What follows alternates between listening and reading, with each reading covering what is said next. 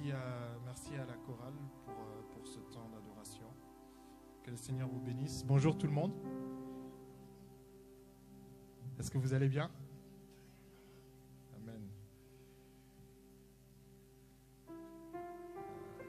Très content d'être avec vous ce matin. C'est toujours un privilège d'être dans la présence de Dieu. La présence de Dieu, ça apaise, ça rassure, ça fait du bien. Voilà, ce matin, nous allons nous encourager autour de la parole du Seigneur. Et je salue également toutes les personnes qui nous regardent en live sur Facebook. Voilà, que le Seigneur vous bénisse. On est ensemble, unis dans l'esprit. Je disais donc ce matin, nous allons nous encourager autour de la parole du Seigneur. Et Dieu nous a fait grâce. Nous sommes dans cette thématique de la nouvelle année qui est le resplendissement. Et depuis que nous avons commencé ce thème, nous sommes bénis au travers des messages. Et je crois que cette année, Dieu veut ajouter quelque chose de plus dans la gloire qu'il nous a déjà partagée. Amen. Et ma prière, c'est que nous puissions nous en saisir chacun. Qu'il y ait un resplendissement pour chacun. Et ce matin, j'aimerais justement partager une des clés du resplendissement.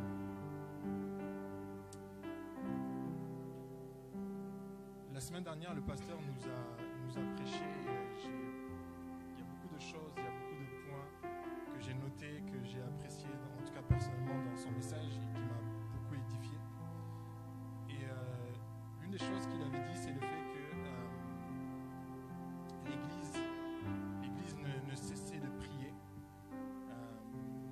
Et que lorsque l'Église ne cesse de prier, Dieu manifeste son resplendissement dans notre vie. Amen. Que le resplendissement, c'est la conséquence d'une personne qui prie, qui ne cesse de prier en tout cas. Et ensemble, nous allons nous arrêter vraiment sur cette expression, l'Église ne cessait de prier. Et je crois que Dieu va nous bénir. Alors je vous invite à prendre vos Bibles, toujours dans le même texte de base.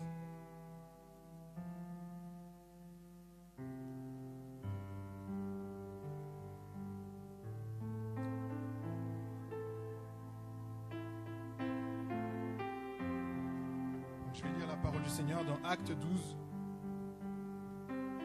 à partir du verset 1. En ce temps-là, le roi Hérode se mit à persécuter quelques-uns des membres de l'Église. Il fit mourir par l'épée Jacques, le frère de Jean. Puis quand il vit que cela plaisait aux Juifs, il fit encore arrêter Pierre au moment de la fête des pains sans levain. Hérode le fit donc saisir et jeter en prison. Et il chargea 4 groupes de 4 soldats de le garder. Il pensait le faire juger en public après la Pâque. Pierre était donc gardé dans la prison, mais les membres de l'Église priaient Dieu pour lui avec ardeur. Verset 6. Durant la nuit, alors que Hérode était sur le point de le faire juger en public, Pierre dormait entre 2 soldats. Il était ligoté avec 2 chaînes et des gardiens étaient à leur poste devant la porte de la prison. Soudain, un ange du Seigneur apparut et la cellule resplendit de la lumière. L'ange toucha Pierre au côté, le réveilla et lui dit « Lève-toi vite ». Les chaînes tombèrent alors de ses mains. Puis l'ange lui dit « Mets ta ceinture, attache tes sandales ».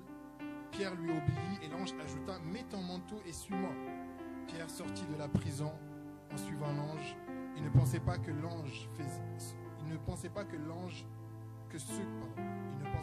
que l'ange faisait était réel. Il croyait avoir une vision. Ils passèrent le premier poste de garde, puis le second et arrivèrent à la porte de fer qui donna sur la ville. Cette porte s'ouvrit d'elle-même devant eux et ils sortirent. Ils avancèrent dans une rue et tout à coup l'ange quitta Pierre. Le verset 11. Alors Pierre se rendit compte de ce qui était arrivé et dit « Maintenant je vois bien que c'est vrai. Le Seigneur a envoyé son ange et il m'a délivré du pouvoir d'Hérode et de tout le mal que le peuple juif me souhaitait. Quand il eut compris la situation, il se rendit à la maison de Marie, la mère de Jean, surnommée Marc. De nombreuses personnes s'y étaient réunies pour prier. Pierre frappa à la porte d'entrée. Une servante nommée Rhode s'approcha pour ouvrir. Elle reconnut la voix de Pierre et en fut si joyeuse qu'au lieu d'ouvrir la porte, elle courut à l'intérieur annoncer que Pierre se trouvait dehors. Ils lui dirent « Tu es folle », mais elle assurait que c'était bien vrai. Ils dirent alors « C'est son ange ». Cependant Pierre continuait à frapper. Quand ils ouvrirent enfin la porte, ils le virent et furent stupéfaits.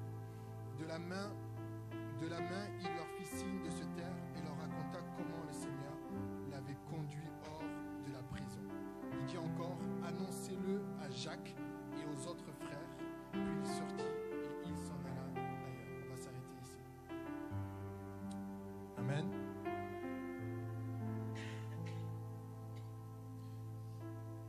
Je disais donc le dimanche dernier, le pasteur nous prêchait et il avait insisté sur ce point, sur le fait que l'Église ne cessait de prier pendant que Pierre était en prison, enfermé par Hérode. Et j'aime beaucoup cette expression, l'Église ne cessait d'adresser des prières à Dieu. Alléluia. Quelque part, cela veut dire que l'Église persévérait dans la prière. C'est-à-dire que jour après jour, alors qu'il y avait cette situation, Jacques avait été décapité. Maintenant, c'était au tour de Pierre. L'Église insistait dans la prière. L'Église priait. L'Église, je ne sais pas combien de jours par semaine, mais l'Église ne cessait de prier. Il persévérait dans la prière. Et comme l'avait dit le pasteur, la différence c'est que l'Église primitive ne cesse de prier. Mais l'Église d'aujourd'hui, justement, a cessé de prier. L'Église primitive, l'Église des actes des apôtres, ils continuaient dans la prière. Ils ne cessaient de prier. Mais l'Église d'aujourd'hui cesse de prier. Et lorsque on cesse de prier, nous ne voyons pas le resplendissement. Et moi, j'aimerais vous encourager, bien-aimés, ce matin, à ne pas cesser de prier. L'Église persévérait dans la prière. Et dans la notion de persévérance, il y a une notion de temps. Il y a une notion de durée. Quand l'Église persévère dans la prière, ça veut dire que l'Église prend le temps de prier. L'Église prend le temps de prier. L'Église est en train de prier jour après jour. Ils sont là, ils intercèdent pour la situation de Pierre. Et quand je parle de notion de temps, de notion de durée, j'aimerais parler également d'une notion d'endurance. L'Église était endurante parce qu'elle persévérait dans la prière, parce qu'elle ne cessait de prier. Il y avait cette notion d'endurance. Et c'est le thème de mon message ce matin, c'est de parler de l'endurance spirituelle. Parce que je crois que lorsqu'on est endurant spirituellement, bien aimé, c'est l'une des clés pour justement que le resplendissement de Dieu se manifeste dans notre vie. Amen. J'aimerais donner dans un premier temps la définition du mot endurance. Lorsqu'on prend un dictionnaire, la définition du mot endurance est celle-ci. Aptitude à résister aux fatigues physiques et aux épreuves morales. Je répète encore. Endurance signifie l'aptitude à résister aux fatigues physiques et aux épreuves morales. Lorsqu'on prend le contexte de cette histoire, on se rend compte que Pierre est enfermé dans la prison, mais la Bible ne nous souligne pas que Pierre priait. Pierre dormait. Alors qu'il était enchaîné, alors qu'il y avait des gardes autour de lui, Pierre ne priait pas, Pierre dormait. Mais l'Église, pendant ce temps, ne cessait de prier. Et là, il y a deux attitudes. Il y a l'attitude de Pierre qui est dans une situation compliquée, difficile, où au lieu de prier, il ne prie pas, mais il est en train de dormir. Et puis il y a l'attitude de l'Église qui ne cesse de prier. Vous savez, on peut se mettre à la place de Pierre, où lorsque on se sent lié, enchaîné par toutes sortes de situations, on n'a pas forcément le courage ni la force de prier. Alors on s'endort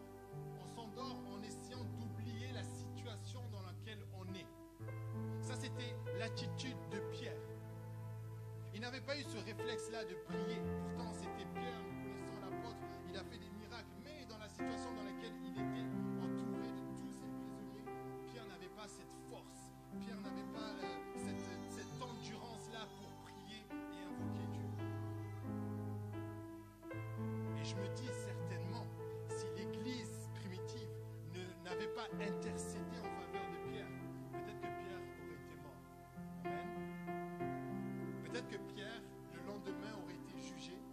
Et de la même manière que Jacques, peut-être qu'il aurait été décapité. Ce qui a sauvé Pierre, c'est vraiment le fait que l'Église persévérait dans la prière.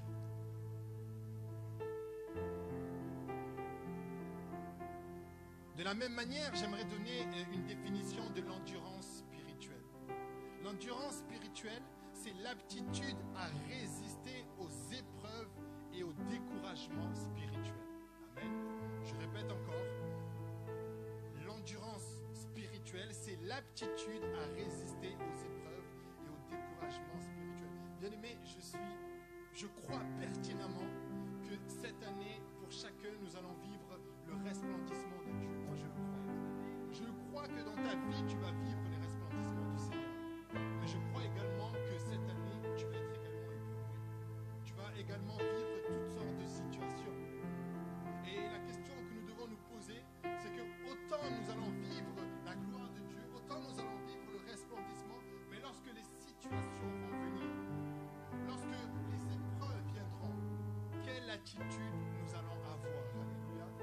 Ce message, c'est un message d'encouragement pour nous préparer non seulement à vivre le resplendissement, mais être prêt également lorsque les situations vont venir, à savoir dans quelle attitude nous devons être pour pouvoir vivre ce resplendissement-là. Alléluia.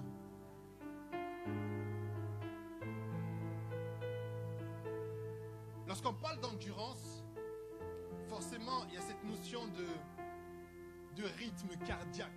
Souvent, lorsqu'on court, moi je fais souvent mon petit jogging le samedi matin, ça m'arrive de temps en temps, et je cours à mon rythme normal. Mais il y a quelques mois de cela, j'étais allé à Paris et j'étais avec un ami, et je me suis dit, je vais courir un matin avec lui. Et sauf que cette personne en question, cet ami, est plus endurant que moi. Et j'arrivais pas à suivre son rythme.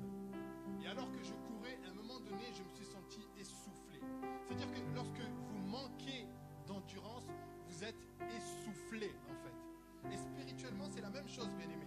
Lorsque on manque d'endurance spirituellement, on est essoufflé. Et lorsqu'on est essoufflé, qu'est-ce qu'on fait?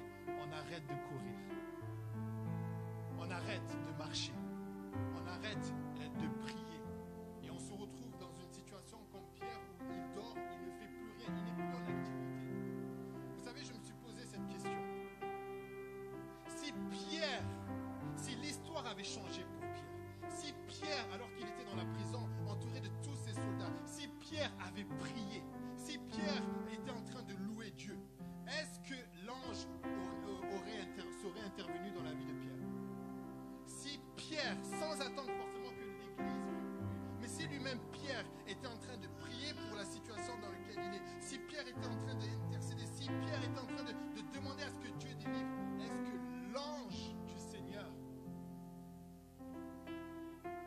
serait manifesté dans la vie de Pierre? Moi, je crois que oui. Parce que la Bible nous dit que Paul et Silas étaient dans la prison alors qu'ils priaient et louaient. Un ange d'un coup est survenu et les fondements de la prison se sont ébranlés. Si l'ange l'a fait pour Paul et Silas, je suis convaincu que si Pierre serait été dans cette attitude où il priait, l'ange également aurait pu intervenir. Alléluia. Ce qui a sauvé Pierre, bien-aimé, c'est vraiment l'intercession de l'Église. Mais si l'Église n'avait pas prié, Pierre certainement aurait pu mourir. Mais si Pierre lui-même avait prié, Dieu, le Dieu que nous connaissons, assurément, il serait intervenu dans sa situation. Alléluia. Et ce matin, j'aimerais vous encourager à ne pas être dans le statu quo comme Pierre, à ne pas attendre que les choses se passent, à ne pas attendre que la situation soit venue, Mais au contraire, quand bien même lié, quand bien même enchaîné, je peux prier. Je peux chercher la face de Dieu. Et Dieu peut répondre à ma prière. Alléluia. La faiblesse de Pierre à ce moment-là, c'est qu'il s'était convaincu que Dieu ne pouvait rien faire pour lui. Et que sa situation était déjà tranchée. Mais l'Église ne cessait de prier pour lui. Oh, je crois que cette année, Dieu veut nous encourager à être endurants spirituellement. Endurants spirituellement. À ne pas cesser de prier. Parce qu'il y aura des Hérodes qui vont se lever dans nos vies.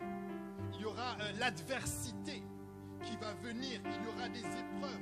Mais je veux être endurant. Peu importe les prisons qui peuvent m'entourer. Peu importe les chaînes qui peuvent essayer de m'alourdir. Mais lorsque je ne cesse de prier, je sais que l'ange va intervenir. Lorsque je ne cesse de prier, je sais que les chaînes vont se briser. Lorsque je ne cesse de prier, je sais que les portes vont s'ouvrir. J'ai besoin d'être endurant dans la présence de Dieu. J'ai besoin d'avoir ce souffle. Parce que comme Pierre, lorsque la situation vient, je m'endors spirituellement. Je suis comme dans un profond sommeil spirituellement. Je suis comme dans un coma spirituel. C'est comme si j'étais mort à l'intérieur de moi.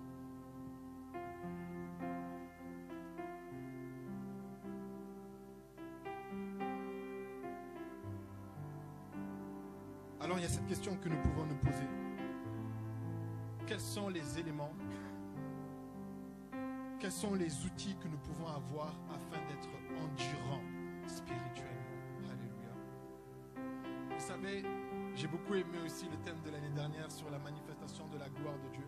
Mais si je pose la question à chacun d'entre vous, est-ce que 2022, est-ce qu'il y a eu des épreuves? Est-ce qu'il y a eu des situations difficiles? Est-ce qu'il y a eu des moments compliqués où même on a un peu lâché la prière, où on a cessé de prier? Je sais qu'il y en a qui me diront c'est le cas. 2022 n'a pas toujours été tout rose, tout beau. Ça a été aussi difficile. Amen.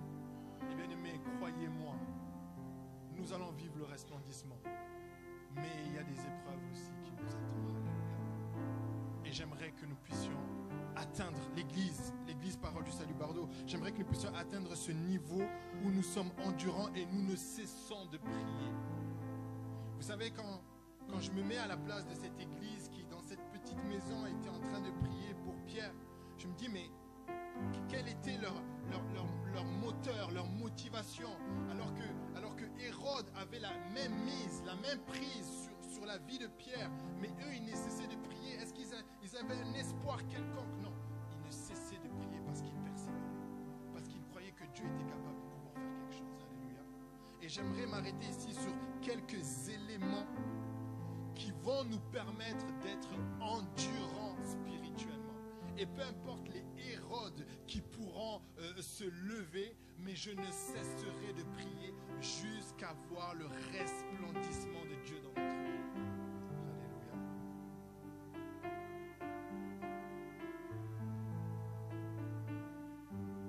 La première des choses que nous allons voir ensemble, un des outils, un des éléments qui peut nous permettre d'être endurants spirituellement.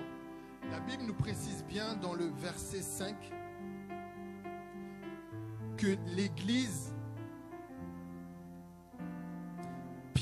je vais relire le verset, Pierre était donc gardé dans la prison, mais les membres de l'Église priaient Dieu pour lui avec ardeur. Ça, c'est la version Bible français courant. La Bible dit bien que l'Église priait Dieu. Alléluia. Ce n'était pas seulement une seule personne, mais c'était l'ensemble de l'Église. C'était le collectif. Alléluia. Et ça, c'est un premier élément, bien-aimé. C'est la force du collectif.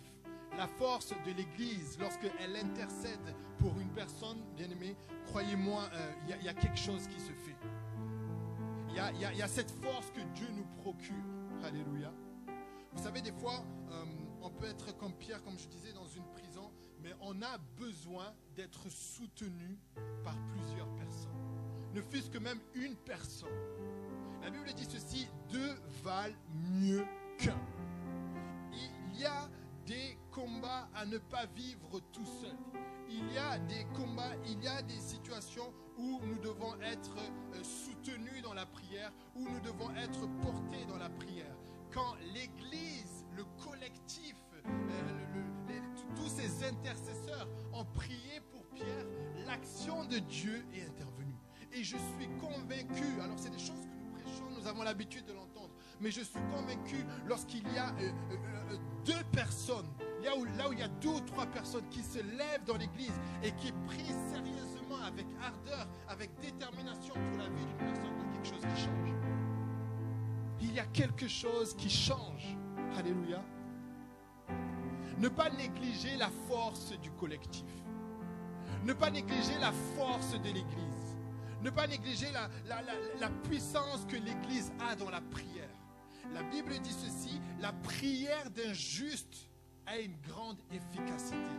Si la prière d'un seul juste, d'un seul chrétien a une grande efficacité, waouh, gloire à Dieu, alors la prière de l'ensemble des justes. Alléluia.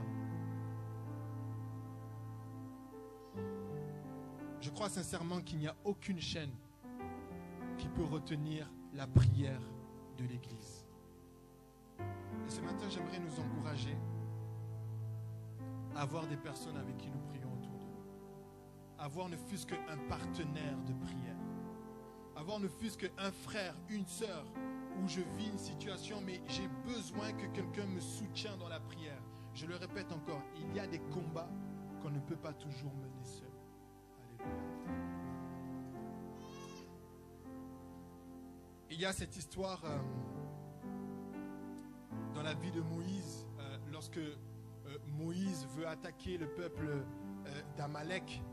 Et la Bible nous dit que Moïse, il est sur la colline, il est avec son bâton de berger. Et puis dans la vallée, il y a son serviteur Josué qui est en train de se battre contre ses ennemis. Et Moïse sur la colline, un peu plus en hauteur, est en train de prier. Et lorsque Moïse lève son bâton, Josué dans la vallée est en train de dominer sur les ennemis. Mais lorsque Moïse, fatigué, baisse le bâton, la Bible dit que ce sont les ennemis qui prennent l'ascendant sur le peuple d'Israël. Alors, les amis de Moïse, lorsqu'ils voient que la victoire dépend justement du fait que Moïse soit endurant dans la présence de Dieu. La Bible nous parle de Josué et Aaron qui se mettent à côté de Moïse et qui soutiennent ses pas jusqu'à la victoire totale. Bien-aimé, je crois qu'il y a des victoires que tu dois remporter avec des personnes qui te soutiennent tes efforts, qui soutiennent tes prières, qui soutiennent tes combats. Je prie que cette année, le Seigneur mette dans ta vie des personnes qui te supportent et qui te soutiennent dans ce que tu pourras vivre. Je prie que tu rencontres un frère ou une sœur dans l'église qui va te porter dans la présence de Dieu, qui va te soutenir dans la présence de Dieu. Peu importe le combat que tu vas vivre, mais la personne, elle est là pour toi jusqu'à la victoire, jusqu'au resplendissement de la gloire du Seigneur Jésus. Nous avons besoin des uns des autres. Alléluia. Pierre, aussi puissant qu'il était, Pierre, avec l'onction qu'il avait, mais Pierre tout seul n'avait pas pu face à cette situation. L'Église l'avait porté dans la prière. Alléluia. J'ai besoin d'être soutenu. J'ai besoin d'être porté. J'ai besoin d'être encouragé. Parce que la réalité, c'est que des fois, seul, c'est compliqué, c'est difficile. Et ce matin, peut-être qu'il y a une personne qui a besoin d'être soutenue spirituellement. Peut-être qu'il y a une personne qui se dit, je suis dans une prison, je suis un peu comme Pierre, je suis endormi spirituellement d'un sommeil profond et j'ai du mal à me réveiller. Pierre ne s'est pas réveillé tout seul. Pierre, la Bible me dit qu'un ange l'a tapé sur le côté. Alléluia. Mais l'ange qui l'a tapé sur le côté, c'est l'ange par lequel l'Église avait prié pour qu'il intervienne. Pierre ne s'est pas réveillé tout seul. Et je crois que dans le monde ou même dans l'église, il y a des personnes qui ont besoin qu'on leur tape sur le côté, qui se réveillent, mais ils ont besoin qu'on leur tape sur le côté comme Pierre. la force du collectif. C'est un des premiers éléments pour que nous soyons endurants spirituellement. C'est que nous avons besoin d'être soutenus. Alléluia. Alors peut-être une personne va me dire, oui mais Jonathan, moi je n'ai personne. Même dans l'église, je viens, mais je suis seul. Mais ce que je vis dans mon cœur, personne ne le sait. Peut-être que je peux en parler au pasteur, peut-être à une personne, mais je vis moi-même mon combat tout seul. Il y a toutes ces personnes qui se sentent seules dans les combats qu'ils mènent. J'aimerais vous encourager, premièrement, dites-le. Alléluia. C'est important de le dire. C'est important de l'exprimer. Vous savez, comme je dis souvent, l'Esprit de Dieu peut nous révéler. Il n'y a pas si longtemps, je disais bonjour à une personne et juste en regardant, l'Esprit m'a tardé sur cette personne. Et j'ai insisté sur comment tu vas. Et j'ai compris qu'il y avait quelque chose et j'ai compris que je devais soutenir cette personne dans la prière. Des fois, l'Esprit de Dieu peut révéler. Il nous met à cœur d'encourager une personne, il nous met à cœur de prier pendant un temps avec une personne. Mais des fois, il ne le fait pas. Et nous ne sommes pas le Saint-Esprit. Alléluia. Il y a ce besoin de comprendre que si tu vis quelque chose, exprime-le, dis-le. Va voir une personne de confiance, dis-le, j'ai besoin que tu pries pour moi. J'ai besoin que tu m'encourages. J'ai besoin que tu me portes. J'ai besoin qu'on prie ensemble. Amen. C'est toujours bon d'être encouragé. Je me souviendrai toujours où je priais et je venais à l'église. Je faisais mes veillées et puis un soir, j'étais seul avec le pasteur et nous étions en train de prier, nous prions pour l'église. Et je crois que nous avons pris 1 heure où le pasteur, il priait pour moi, il priait pour ma vie. Et on était seuls au milieu de la nuit et pendant 1 heure, il priait pour moi. Et vous savez, j'ai tellement été encouragé de savoir qu'il y avait quelqu'un qui pensait à moi, qui me portait. Non seulement ça m'a fait du bien, mais ça m'a reboosté spirituellement. Et j'aime dire à quelqu'un, peut-être tu vis des situations, je ne sais pas où. Mais le Seigneur veut que tu relèves la tête et que tu regardes. Il y a peut-être quelqu'un qui a besoin d'être encouragé par toi. Pas par moi, mais par toi. Parce que ce que la personne a besoin, c'est ce que toi tu as. Alléluia. Soyons attentifs autour de nous. Donc je disais, le premier élément pour être endurant spirituellement, c'est justement de s'entourer. C'est la force du collectif. C'est la force de l'église, c'est d'être soutenu par un frère ou par une sœur.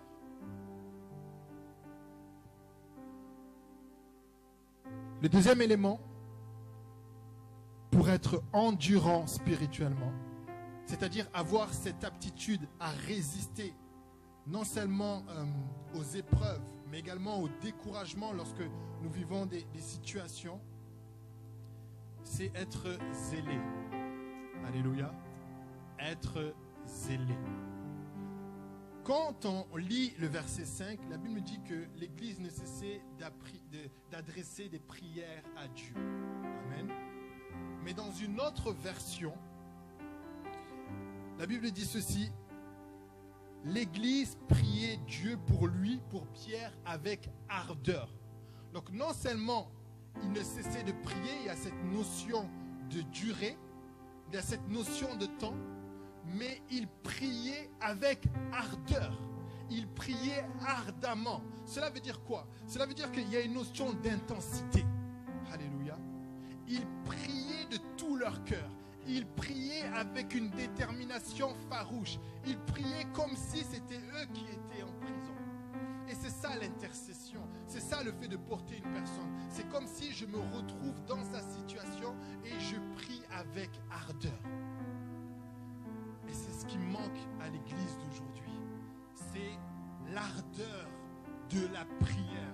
Bien-aimés, je vous garantis qu'une chose, c'est que Satan a peur de l'ardeur de la prière. Satan a peur des gens qui sont zélés dans la prière. D'ailleurs, l'une des choses pour laquelle il a emprisonné Pierre, c'est parce que Pierre était trop zélé. L'évangile se propageait assez rapidement. Pour pour eux, c'était comme une secte, une doctrine qu'ils ne connaissaient pas. Et ça faisait peur. Les gens qui sont zélés, ça fait peur. Parce qu'on ne peut pas les mettre dans une case, on ne peut pas les conditionner, on ne peut pas, c'est des boules d'énergie, ils explosent, ils sont zélés. Pierre était zélé. Et Hérode s'est dit, en mettant Pierre en prison, je vais calmer un peu le zèle de l'église. Je vais un peu les diminuer, comme ça ils vont se calmer avec leur Jésus. Mais au contraire, l'église a explosé.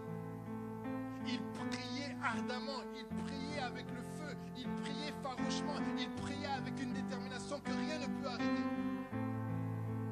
Bien-aimé, Dieu n'avait pas le choix d'intervenir dans la situation de Pierre. Il n'avait pas le choix, parce que les prières qu'il recevait de l'église, c'était des flammes de feu. Dieu n'avait pas le choix d'intervenir. Et quand tu pries ardemment, quand tu pries avec zèle, quand tu pries avec le feu de Dieu qui est là en toi, bien-aimé, il n'y a aucune chaîne qui peut résister. Il n'y a aucune chaîne qui ne peut te bloquer. Vous savez, je me suis rendu compte de quelque chose. Toutes les fois où on m'a appris, toutes les fois où j'ai su que telle personne de mon entourage ou de ma famille était dans une situation un peu similaire à Pierre, dans une prison spirituelle, où je me réveille de 3h à 4h du matin et je chauffe et je chauffe et je chauffe et je chauffe et je chauffe dans la prière. Bien aimé, le lendemain matin ou le jour d'après, il y a quelque chose qui se passe. À chaque fois dans ma vie que j'ai prié avec ardeur et avec détermination, j'ai vu l'intervention de Dieu. Vous savez, la difficulté, c'est que souvent, lorsque c'est quelque chose qui nous touche, concernant d'autres personnes, ça nous touche, la situation de la personne nous touche, et je vais prier pour cette personne-là, je vais prier avec ardeur. Mais souvent, quand c'est nous-mêmes, le découragement nous a déjà atteints. Nous sommes essoufflés, nous n'avons plus la force, nous n'avons plus le courage, nous n'avons plus la détermination. Nous sommes comme Pierre, nous acceptons la situation. Je suis entouré des soldats, j'ai des chaînes, demain je vais mourir. Nous acceptons la situation. Oh non, Éphésiens 5,14 dit, réveille-toi, toi qui dors, relève-toi d'entre le mort et le Christ t'éclairera. Je prie ce matin que tu reçois un coup sur le côté afin que tu te réveilles. Comme a dit le pasteur, il y a trop de situations que nous avons acceptées. Et en 2023, bien-aimés, nous devons dire stop. Alléluia. À condition que nous ne cessons de prier.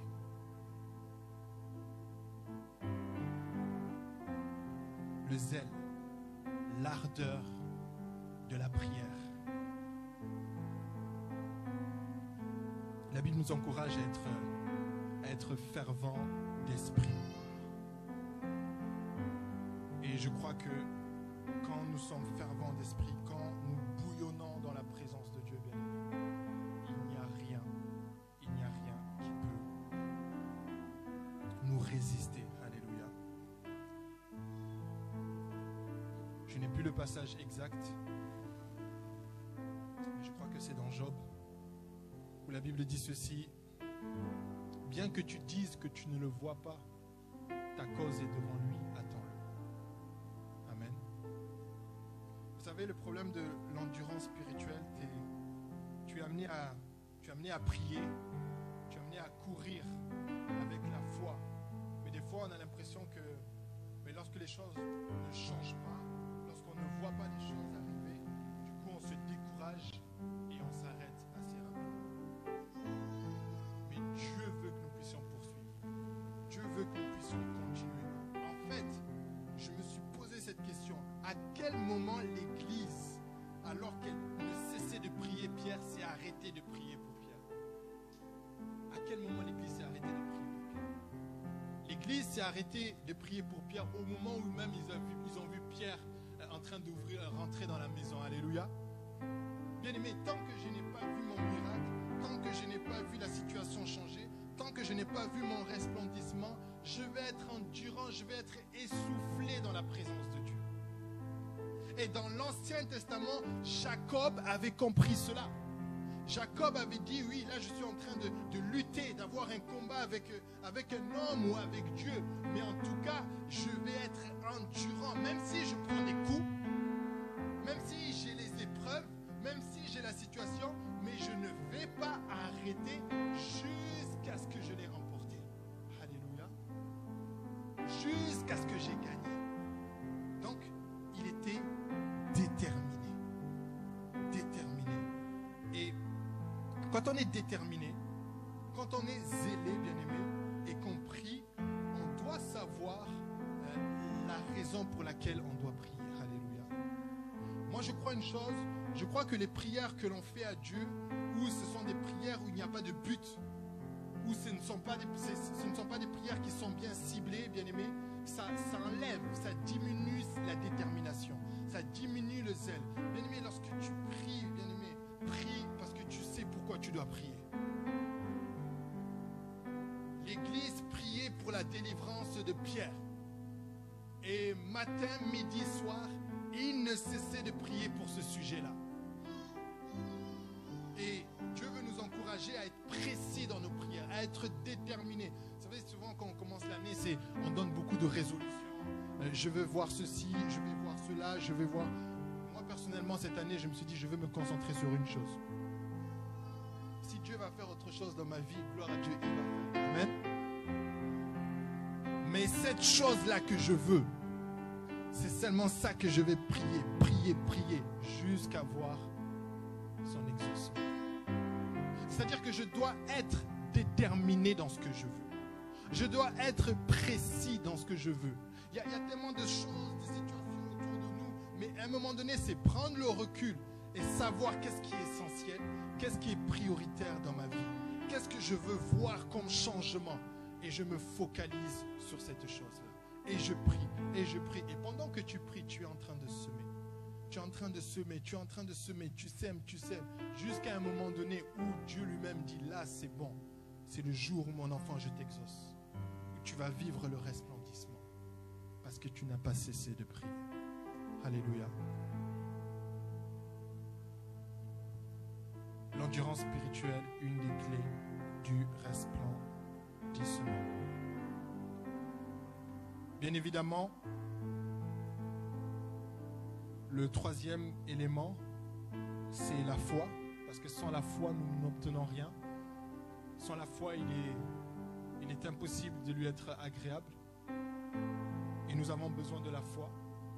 Et l'Église qui intercédait pour Pierre, non seulement ils étaient unis ensemble, la force du collectif, non seulement ils étaient déterminés dans leur requête, mais en fait ils croyaient en ce qu'ils faisaient. Ils croyaient que Dieu allait intervenir. Alléluia. Et ils avaient la foi que Dieu allait faire. Bien-aimés, ayons la foi. Ayons la foi. Même si nous voyons les chaînes, même si nous avons besoin nous pensons que les choses ne vont pas changer, bien-aimés, ayons la foi. Ayons la foi. Vous savez, l'ennemi, je crois, l'ennemi en tout cas de l'endurance spirituelle, ça va être le découragement. Et le découragement va venir par les situations, par les épreuves. Voilà pourquoi je nous prépare. Parce que c'est des choses que nous allons rencontrer forcément. Mais je crois que si nous sommes endurants spirituellement, si nous sommes zélés, si nous avons la foi vraiment dans les promesses de Dieu, bien-aimés, peu importe ce qui va se passer, nous allons tenir ferme et nous allons tenir bon. Alléluia. Nous allons être comme des soldats, comme des guerriers. Et nous allons voir la manifestation de la gloire de Dieu, le resplendissement de Dieu. Nous allons voir l'exaucement se manifester devant nos yeux. Parce que nous avons eu la foi. Même si c'est une petite foi, ce n'est pas grave. Mais c'est la foi quand même. C'est la foi en Dieu.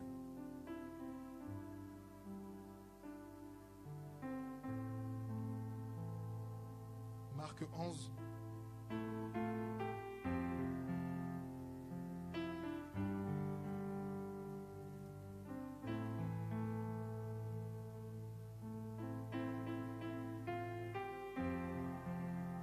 À partir du verset 22.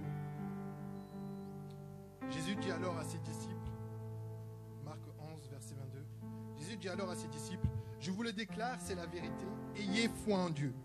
Si quelqu'un dit à cette colline, ôte-toi de là et jette-toi dans la mer, et s'il ne doute pas dans son cœur, mais croit que ce qu'il dit arrivera, cela arrivera pour lui. C'est pourquoi je vous dis, quand vous priez pour demander quelque chose, croyez que vous l'avez reçu et cela vous sera donné. Et quand vous êtes debout pour prier, si vous avez quelque chose contre quelqu'un, pardonnez-lui, afin que votre Père qui est dans les cieux vous pardonne aussi le mal que vous avez fait. Alléluia.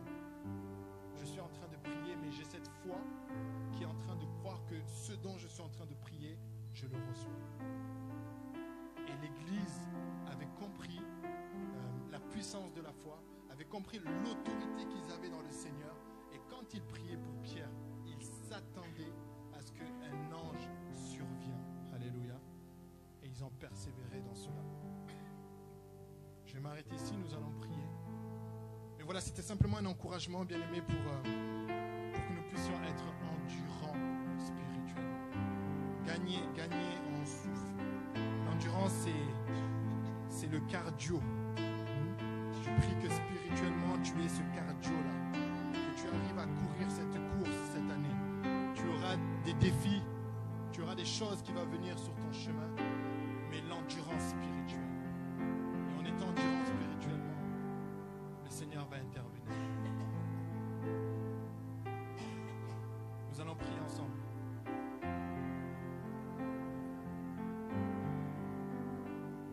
Tu as prié selon la conviction que l'Esprit te met dans ton cœur. Priez aussi pour cette année. Priez parce que tu veux resplendir cette année. Alléluia. Levons-nous ensemble. Merci Jésus. Merci pour ta présence, Père éternel. Merci pour ta fidélité et merci pour ton amour. Merci pour ta grâce, Seigneur Jésus.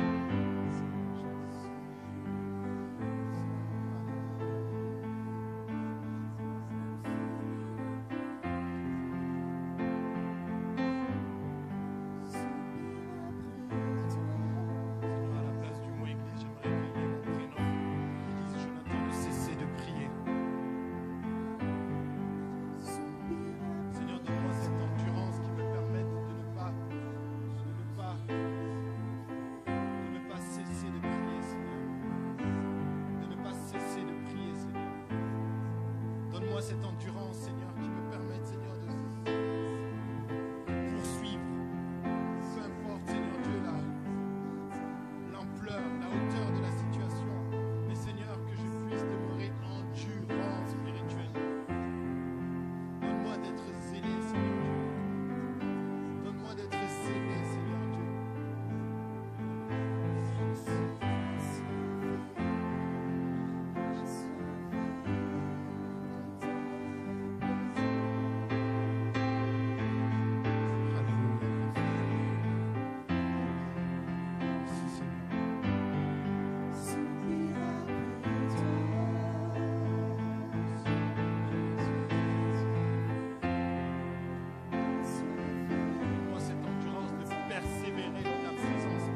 Même dans l'adversité, Seigneur. C'est ma prière pour l'Église. Même dans l'adversité, même dans les combats farouches de l'ennemi, Seigneur Dieu. Même dans les situations difficiles, donne-nous d'être endurants dans ta présence, Seigneur Dieu. De ne pas nous essouffler, de ne pas abandonner, fatigués, chargés, Seigneur Dieu, mais endurants dans ta présence. Affaiblis, mais endurants dans ta présence. Mais endurant dans ta présence. Endurant dans ta présence. Parce que je sais que l'endurance paye. L'endurance paye, Seigneur.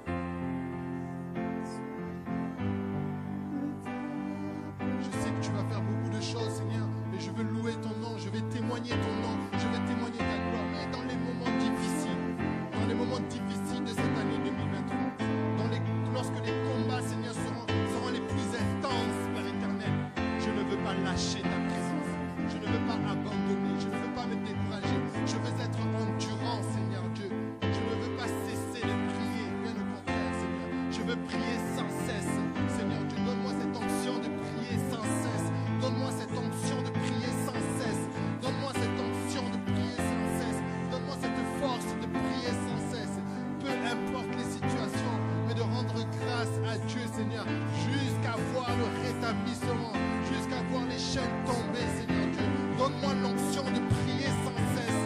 Donne-moi la force de prier sans cesse, Seigneur.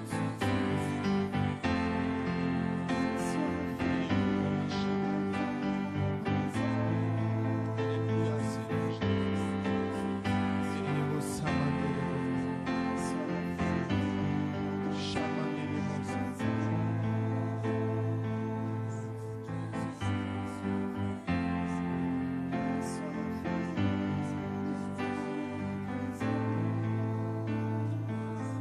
Seigneur, je sais que tu fais toutes choses bonnes en ton temps. Tu fais toutes choses bonnes en ton temps, Seigneur. Mais l'attitude que je veux avoir, ce n'est pas celle de Pierre de dormir, mais c'est l'attitude de l'Église. Je ne veux pas cesser de prier, Seigneur.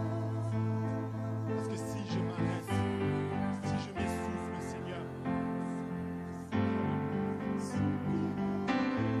je ne verrai pas le resplendissement. Et je prie, Seigneur Dieu, pour toutes les personnes, Seigneur Dieu, qui se sont endormies dans leur situation, Seigneur Dieu. Oh, réveille-les, Seigneur. Mets un pied sur le côté, Seigneur. Réveille-les, réveille leur esprit. Réveille leur zèle, Seigneur Dieu. Réveille leur foi, Seigneur.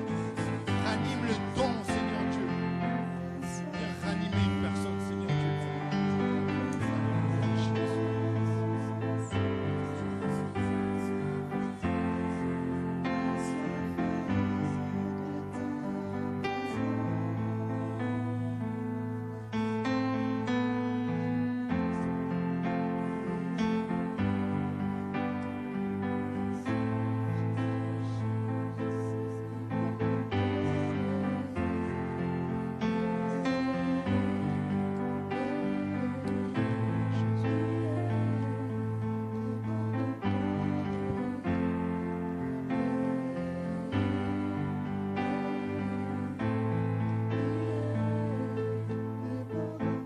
Église, mettons-nous debout, s'il vous plaît.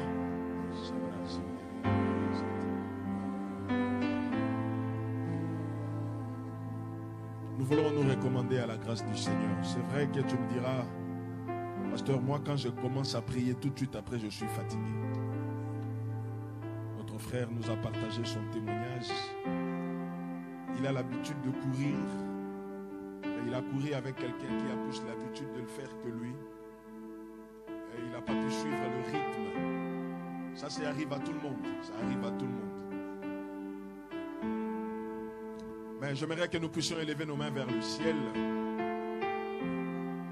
et que nous puissions faire entendre à Dieu nos prières, dire à Dieu, Seigneur, bien-aimés, soyez-en rassurés, cette année, nous allons prier. Et je veux que cette année, tu puisses prendre le temps de prier. Si Dieu a décidé de nous faire vivre le resplendissement, il est aussi possible que chacun de nous prenne conscience que dans sa vie, il peut provoquer les resplendissements. La Bible dit, l'Église ne cessait. Le même Dieu du resplendissement a laissé Jacques partir. Jacques est mort, mais l'Église était là. Lorsque l'Église a pris la résolution de prier jusqu'à ce que il y a eu le resplendissement dans la cellule où Pierre était enfermé. Les chaînes sont tombées, les portes se sont ouvertes d'elles-mêmes. Et ceux qui priaient ont vu l'exaucement de leur prière. Alors j'aimerais que tu dises à Dieu, Seigneur, donne-moi d'être endurant spirituellement, d'être endurant dans la prière, d'être endurant dans la lecture de la parole de Dieu. Tu me diras, pasteur, moi dès que je prends la Bible et je commence à lire, je sommeille. Il te manque un peu d'endurance. Tu me diras, pasteur, moi j'ai la volonté, mais à chaque fois que je commence, dès que je me mets à genoux, il y a des choses que j'ai oublié de faire qui commencent à refaire surface dans mon esprit et j'arrête. Alors dis à Dieu, Seigneur, donne-moi l'endurance spirituelle. Est-ce que quelqu'un peut dire ça à Dieu, s'il vous plaît? Élevons nos voix et parlons au Seigneur encore. Dis à Dieu, Seigneur, je veux être endurant dans ma vie de prière, endurant dans la lecture de la parole de Dieu, endurant dans la méditation de la parole de Dieu, endurant, tu en as besoin. Dis-le à Dieu, dis-le à Dieu, dis-le à Dieu. Bien-aimés, les hommes de prière que nous voyons dans la Bible, les hommes de prière que nous voyons dans notre siècle, Ce ne sont pas des extraterrestres. Ce sont des hommes qui ont voulu, qui ont manifesté la volonté. Et Dieu leur a témoigné sa faveur. Dis-le à Dieu, dis-le à Dieu. Alléluia. Prie encore, parle à Dieu. Dis à Dieu de te donner, d'être un homme, une femme endurante. Que tu puisses être endurant dans la prière. Non, parle à Dieu s'il te plaît. Parle comme un homme, comme une femme qui a envie de voir les choses changer dans sa vie. Parle comme un homme, comme une femme qui a besoin de voir le resplendissement dans sa vie de tous les jours. Alléluia. Dis-le encore, dis-le encore, dis-le encore. Oh, l'église qui ne cesse de prier. Nous voulons être cette église-là. Cette église qui sait fléchir le genou devant le Père. Alléluia. Cette église qui sait fléchir les genoux devant le Père. Nous voulons être l'église qui prie et dont la prière mobilise, sensibilise le ciel. Alléluia. Une prière qui amène le resplendissement. Alléluia. Seigneur, c'est notre prière. Seigneur, c'est notre prière. Donne-nous d'être des hommes et des femmes de prière. Nous voulons prier. Nous voulons prier comme nous n'avons jamais prié. Seigneur, nous voulons prier même plus que l'Église au commencement. Oui, Seigneur Dieu. Les réalités ne peuvent changer que lorsque nous fléchissons le genou devant toi. Ô Père, c'est possible que les choses changent. C'est possible que les vies changent. C'est possible. Et pour cela, nous avons besoin de l'endurance. L'endurance spirituelle. L'endurance spirituelle. Nous en avons besoin. Nous en avons besoin. Alléluia. Alléluia. Oh, dis à Dieu, toi qui n'arrives pas à prier, demande à Dieu, dis Seigneur, donne-moi d'être endurante dans la prière. Alléluia. Alléluia. Alléluia. Alléluia. Alléluia. Tu as du mal même à gêner chez toi-même à la maison. Tu as du mal à tenir 30 minutes dans la prière. Tu as du mal à résister dans la prière. Tu as du mal à être persévérant, endurant. Tu en as besoin. Tu en as besoin. L'église n'est cessée. L'église n'est cessée. L'église n'est cessée. Une église endurante et persévérante. L'église n'est cessée jusqu'à ce que le ciel s'est mobilisé. Et cela a influencé la terre. Oh, de prières qui vont mobiliser le ciel et qui vont sensibiliser la terre. Alléluia. Alléluia. Des prières qui sont montées, qui sont dirigées vers le ciel, mais dont on voit les effets sur terre. C'est ce que tu veux faire. C'est ce que nous voulons faire. C'est ce que tu devrais faire. Tu as la foi, certes, mais tu manques l'endurance. Alléluia. Parle à Dieu, parle à Dieu. Alléluia. Nous bénissons ton Seigneur. Que toute la gloire te revienne, Adonai. Tu es le Dieu qui ne mange jamais. Merci, merci. Seigneur, tu nous appelles, tu nous instruis au travers de ta parole. Selon qu'il est écrit, ce qui est écrit a été écrit pour notre instruction. Nous comprenons qu'avec la persévérance dans la prière, avec l'endurance spirituelle, éternel Dieu, beaucoup de choses dans nos vies peuvent être changées. L'histoire peut être racontée différemment. Père éternel, Dieu de gloire, je prie pour ton église. Ma prière, Père, est que tu puisses aider ton église, que tu puisses aider chacun d'entre nous à être une personne qui prie, une personne qui a de l'endurance. Oui, Seigneur Dieu. Même si l'impression peut nous faire croire que nous ne voyons plus rien, ta parole nous dit, la chose elle est toujours au devant de toi, nous devons l'attendre. Père, nous voulons persévérer parce que toi Dieu, tu n'oublies jamais. Merci pour cette parole qui nous motive, qui nous stimule, Seigneur, alors que cette année, c'est le resplendissement. Tu as arrêté le resplendissement. Nous sommes déterminés à vivre le resplendissement. Alors, Seigneur, instruis-nous au travers de ta parole, afin que chaque fois nous puissions savoir ce que nous devons faire pour que le resplendissement soit notre partage. Père éternel, merci pour ta parole. Nous prions que tu bénisses ton serviteur que tu as utilisé pour nous instruire. Renouvelle-les, Seigneur, afin que prochainement, lorsqu'il aura encore à se tenir devant ton peuple, qu'il nous apporte ta pensée, qu'il nous apporte une exhortation, un encouragement, une édification. Père, merci. Merci pour ton amour et merci pour ta bonté. Nous voulons te demander, Seigneur, de bénir ce que nous voulons donner maintenant. Les dîmes, les offrandes, les actions de grâce et tout autre don, Seigneur. Même ceux-là qui vont donner en ligne ou qui vont faire des virements. Père, nous prions que chacun puisse recevoir la bénédiction qui s'attache à cela. Tu es le Dieu qui aime celui qui donne avec joie. Alors donne-nous de te donner avec joie et reconnaissance. Bénis ce moment. Dans le nom de Jésus, nous avons ainsi prié et nous disons tous Amen. Acclamons très fort le Seigneur notre Dieu. Nous allons reprendre nos places. Merci beaucoup Jonathan pour ce message. En même temps, le panier des offrandes vont circuler. Et comme vous le savez, nous avions dit que tout le mois de janvier, c'était un mois pour nous des actions de grâce. Nous donnons à Dieu pour manifester notre reconnaissance envers lui. Et vous pouvez également donner, si vous voulez, comme on le dit toujours, il est possible que vous puissiez donner et déclarer cela aux impôts. Et pour cela, manifestez-vous auprès des personnes qui font passer les paniers. Ils vont vous donner une enveloppe personnifiée, une enveloppe bien adaptée à cela, où vous allez renseigner toutes vos coordonnées et ça va vous permettre de pouvoir déclarer cela aux impôts. Et quand le moment viendra, vous demanderez un reçu fiscal, on va vous le faire parvenir et vous pouvez déclarer ce que vous avez donné à l'église. Et je l'avais dit, la date limite, je crois, si je n'ai pas oublié, c'est le 15 février.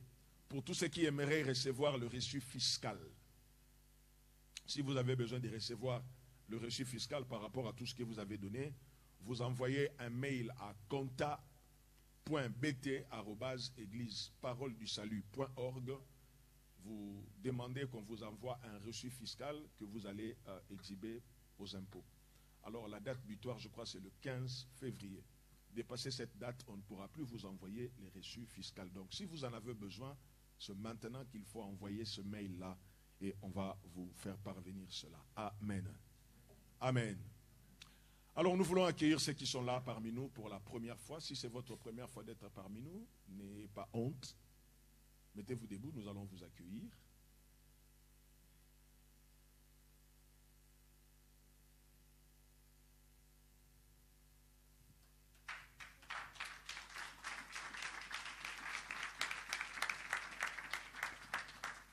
Merci beaucoup pour votre présence. Que le Seigneur vous bénisse.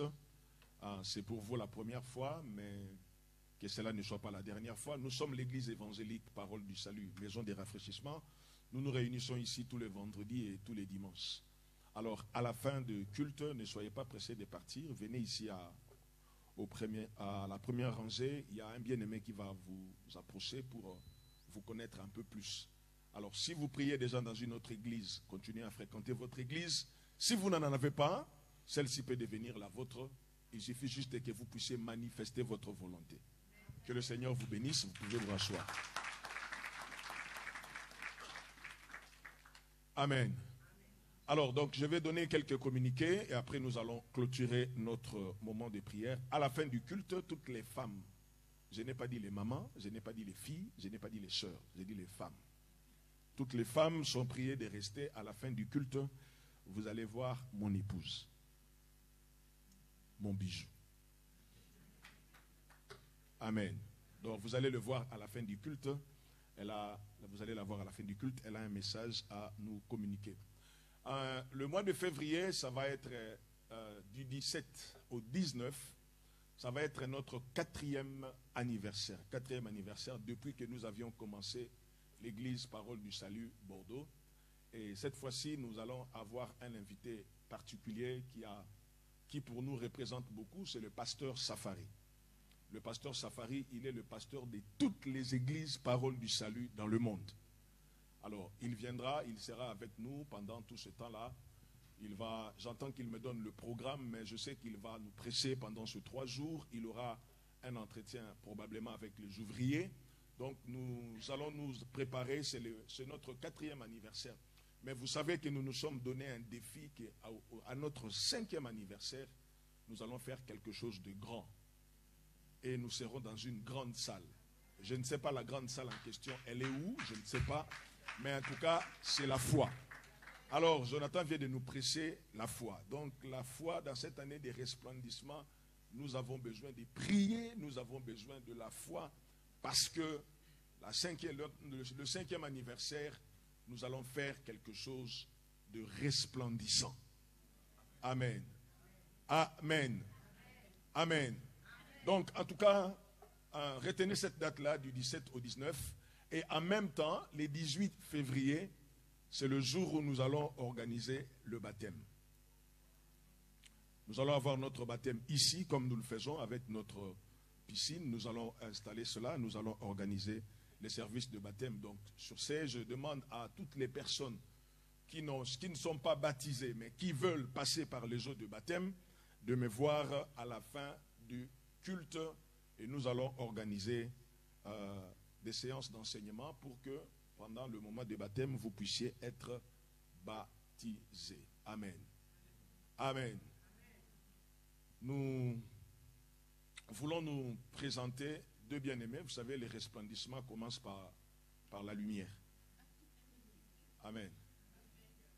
Je vais appeler notre frère Orly.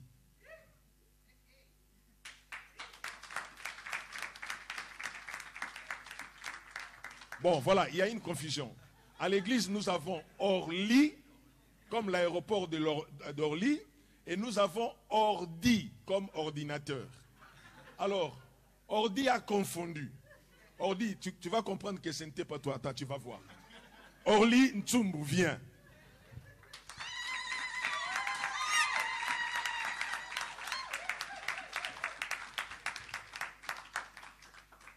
Amen.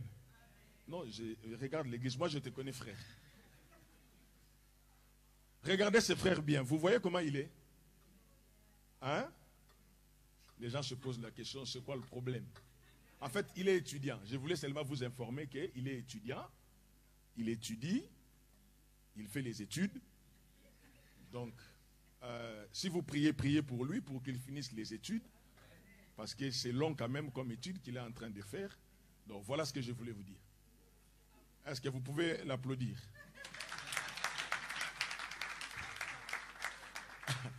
Bon, Orly, c'est pourquoi je l'ai fait passer devant. Alors, lui-même, il va prendre son courage à bras le corps, aller chercher la personne pour qui je l'ai fait venir ici devant.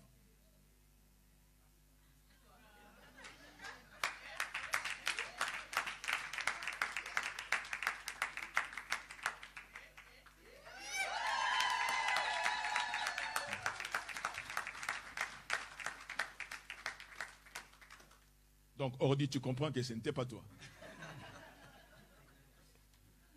Amen.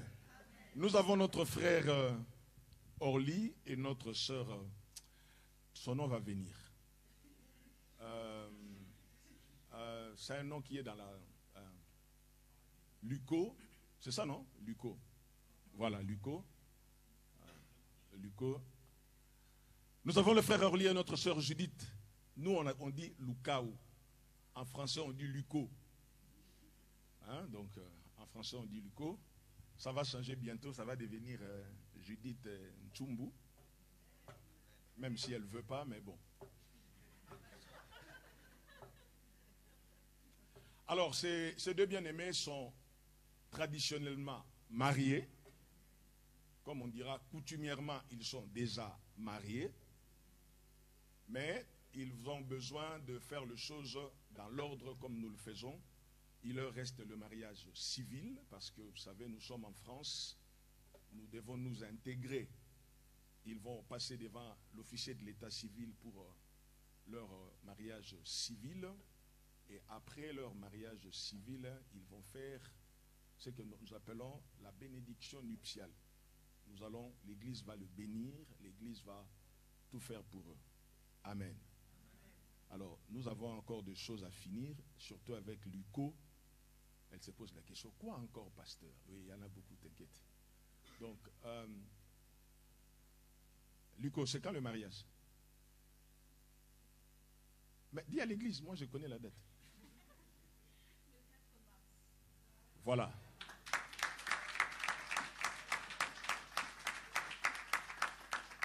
Je suis en train de lui faire ça pour qu'elle parle. Apparemment, elle ne parle pas. Orly, je sais qu'elle parle déjà parce qu'elle a déjà fait des choses ici, on a vu. Donc le 4 mars, il y aura bénédiction nuptiale. Alors, écoutez-moi très bien l'église, s'il vous plaît. Vous savez, la Bible dit, réjouissez-vous avec ceux qui se réjouissent, pleurez avec ceux qui pleurent. Je me rends compte que les gens sont forts quand il s'agit des deuils. Tout le monde envoie des messages, mes condoléances, mes condoléances. Les gens vont même dormir. Et quand c'est la réjouissance, les gens disent que non, moi il ne m'a pas invité, je ne viendrai pas. Non. La Bible ne dit pas réjouissez-vous si vous êtes invité.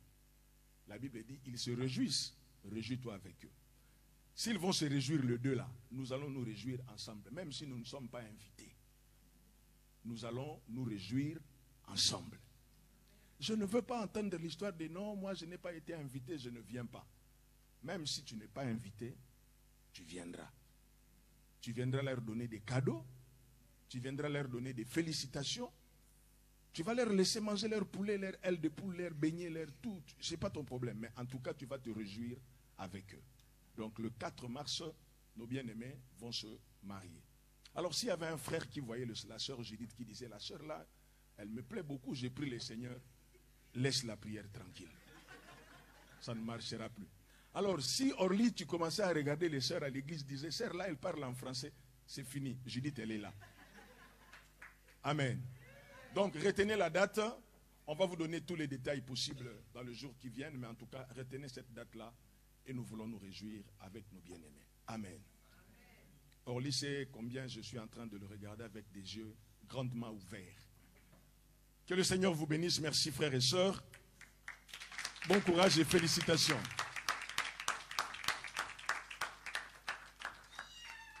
Amen.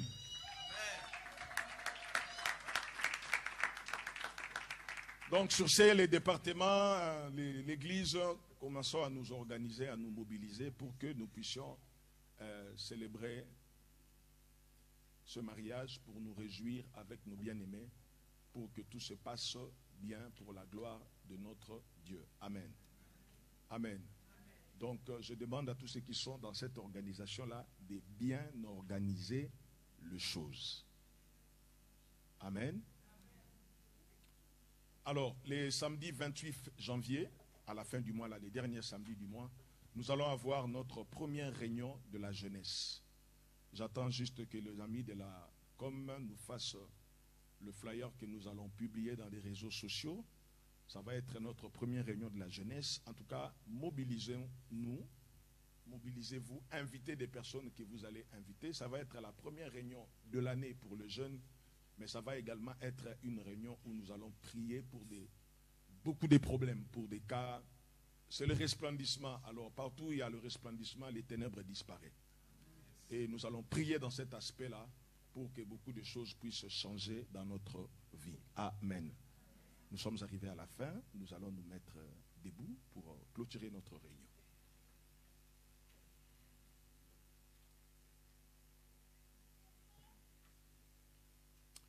Notre Père et notre Dieu, nous voulons bénir ton Saint-Nom et te rendre toute la gloire. Que la gloire te revienne parce que tu es digne de gloire, tu es digne de recevoir la gloire, tu es la seule personne à qui convient la gloire. Seigneur, merci pour tout ce que tu es en train de faire au milieu de nous. Merci pour la présence de tous et de chacun. Merci pour tout ce que tu as fait. Merci pour ta parole. Merci pour les offrandes et tout ce qui a été donné. Merci pour tout ce que nous avons vécu dans ta présence. Alors que nous sommes arrivés à la fin de cette réunion, nous voulons nous recommander à ta grâce et te demander, Seigneur, de nous accompagner dans nos demeures. Père éternel, Dieu Tout-Puissant, une autre semaine s'ouvre devant nous et nous sommes en train d'évoluer, de cheminer dans cette année 2023. Seigneur, une année dont nous ignorons les tenants et les aboutissants, mais s'il y a quelque chose qui nous rassure, s'il y a quelque chose qui nous encourage, c'est que toi, Dieu, tu es avec nous. Et ce que tu as promis, éternel Dieu, tu le fais, tu l'accomplis, tu le réalises. Alors nous voulons nous focaliser sur toi. Nous voulons avoir toute notre attention fixée sur toi, parce que nous savons qu'avec toi, nous allons affronter toutes les réalités de la vie. Seigneur, je prie que ta bénédiction puisse être accordée à ton peuple. Que ta faveur nous soit multipliée. Si tu nous fais encore grâce de nous retrouver en ces lieux, le vendredi à notre culte d'intercession, nous ne manquerons pas de bénir ton Saint-Nom. Nous prions que tu puisses étendre ta main sur tous nos bien-aimés qui en ce moment précis sont souffrants, qui n'ont pas pu être là pour une raison ou une autre. Le Dieu qui guérit, c'est toi. Le Dieu qui résout des problèmes, c'est toi. Le Dieu qui apporte la solution, c'est toi. Le Dieu qui a la puissance de changer toutes choses, c'est toi. Tu as dit à Abraham, je suis le Dieu tout-puissant. Père, manifeste ta toute-puissance dans la vie de tout un chacun de nous. Que le Seigneur vous bénisse et qu'il vous fasse du bien. Qu'il fasse briller sa lumière sur vous, afin que par sa lumière, vous puissiez voir la lumière. Que Dieu vous bénisse.